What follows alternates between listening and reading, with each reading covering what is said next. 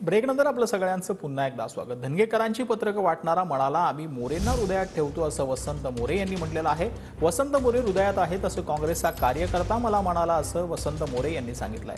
पुण्यात वंचितसाठी मतांची सुनामी येणार असं देखील वसंत मोरे यांनी भाषणामध्ये म्हटलं।